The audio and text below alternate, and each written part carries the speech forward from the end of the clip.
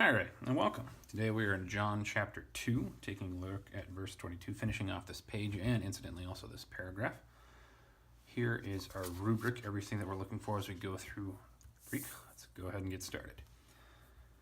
Hote un egerte ek nekron emnethesan hoi mathatai autu hoti tutu elegen. Kai episteuson tei graphe kai toi logoi hon epen ho Jesus. And that's as far as we're going to go. Very first thing that we want to find is our verb, which we have right here with egerthe, theta, eta there. It's just like that verb that we saw right there. So it's going to be the exact same form. I'm not going to parse it. I'm just going to write down what it means. And this is was raised. And then we want to find a subject if we can, looking back. Neither of these are nouns, so they don't work as subjects. Looking forward, eknekron, it's the wrong form, so that can't be our subject. That means it has to be the very last subject that we had seen.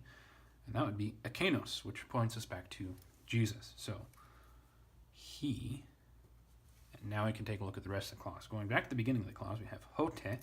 Hote means when. This is a temporal particle. And un is therefore. Barely enough room. Eknekron, we have a prepositional phrase here. Ek is clearly taking the genitive, and this is going to be plural and masculine. This could be separation or point of origin from dead. And that's our first clause. When, therefore, he was raised from dead. Probably going to be separation then. Emnethesan, here's our next verb. Theta, eta there should tell us again that this is going to be an aorist passive. Sigma, alpha, nu is going to be third person plural. Except I think that this verb is deponent. Passive in form, active in meaning, and it is indicative. We want to find a plural subject, which we have right there with hoi mathatai. Alpha iota, omicron iota from ho he to. Don't need to parse that. The disciples remembered.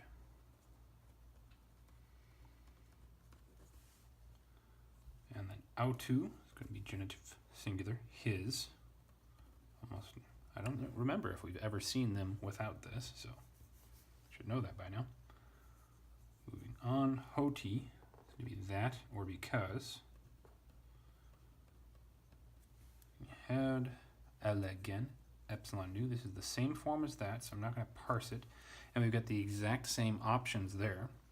So, his disciples remembered that he was speaking.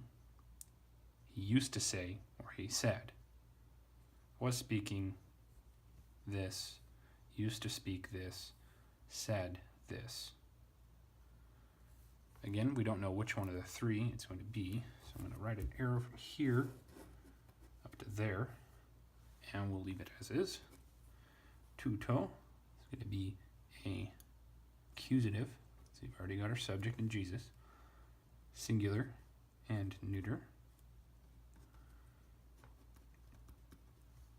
And there's that. Did I close? Yes, we closed that off right there. Wasn't sure. Moving on. And episteuson. Alpha nu there with the sigma tells us this is third person plural. Aorist tense with that augmenting vowel right there. It's not an episteuson, it's pisteuo with e and son. Not singular, plural.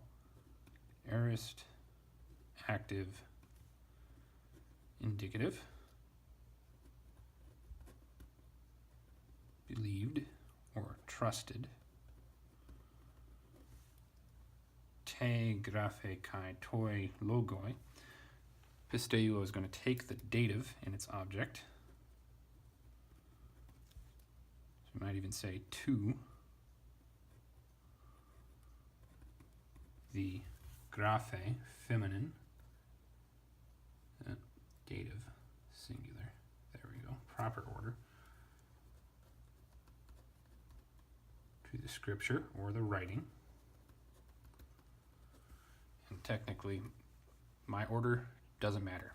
Whichever one works best for you. It's just my brain hurts if I do it wrong, according to how I've done it before. Toi logoi is going to be dative, singular, masculine. The word or saying. Somebody else is here. Hon epen ho Jesus ho he tos is clearly going to be nominative, singular, masculine as our subject. Verb epen, we've seen this one many times before. We don't need to parse it either. Said. And then hon, however, that comes from hos, he, ho, and it is a relative pronoun. This is going to be accusative, singular, masculine, pointing back to that, meaning which. And there we have it. Let's take a look at it in its own context. When, therefore, he was raised from the dead, his disciples remembered that he was saying this, he used to say this, he said this. We don't know.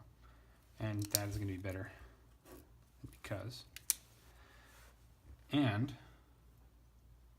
they believed, I should put the word they, the scripture and the word which the Jesus said.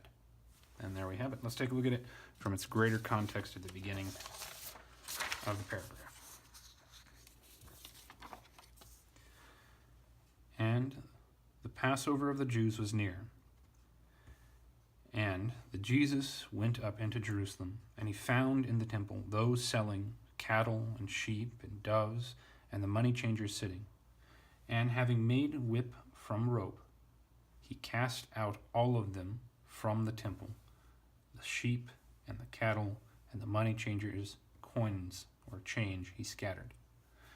And he overturned the tables. And to those selling doves he said, remove these from here. Do not make the house of the Father a house of business. The disciples his remembered that it is written, the zeal of the house of you will consume me. Therefore the Jews answered and said to him, what sign do you show to us that you do these things? Jesus answered and said to them, destroy the temple and in 3 days I will raise it.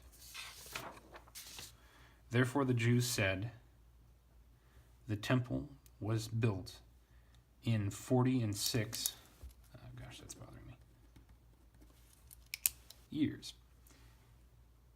And you will raise it in 3 days? But that one was used to speak, spoke concerning the temple of his body. When therefore he was raised from the dead, his disciples remembered